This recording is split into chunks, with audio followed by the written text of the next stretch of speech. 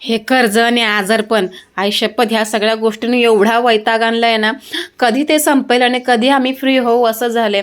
एक एक दिवस वैताग आलाय हो, एक एक दिवस काय, एक एक तास, एक एक सेकंद अक्षरशः नको नको झाले.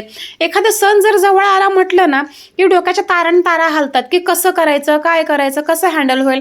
कारण मुलं आहेत, प्रत्येक गोष्टीला सामोरं जावं लागतं.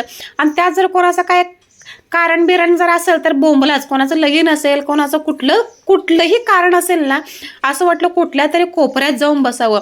अक्षरशः अजिबात हालता येत नाही, कारण एवढं आपण कट्टोकट आहोत ना हे लोनमुळे. आणि अक्षरशः त्या आजारपणामुळे तर अजून डब घायला आलोय, डबऱ्यात गेल्यासारखं वाटतं. कधी कधी वाटतं हा देव असं का करतोय. ह्या परमेश्वराने आताच जर आपल्याला उचललं ना तर खरंच खूप बरं होईल. एवढा वैताग आला अक्षरशः, नाही सहन होत आहे. अक्षरशः जेवढे बघेल तेवढे निखारे आपल्या रस्त्याच्या आडवे येत आहेत. ते निखारे काय संपतच नाही आहेत. आणि तरी ठीक आहे, मुलं असल्यावर मुलांसोबत जरा वेळ घालवताना जरा बरं वाटतं. काही गोष्टी जरा डोक्यातनं पुसल्या जातात. पण जेव्हा एकटे बसतो ना, अक्षरशः पुन्हा परत तेच विचार, माझ्या मिस्टरांच्याही डोक्यासारखे तेच विचार चालू आहेत आणि त्यामुळे ते अजून आजारी पडत आहेत. पण त्यांना सांगितलं सध्या टेन्शन घेऊ नका, जे होईल ते होईल. शेवटी काय लाईफ आहे, जसं जगायचं आहे तसं जगूया, टेन्शन घेऊ नका.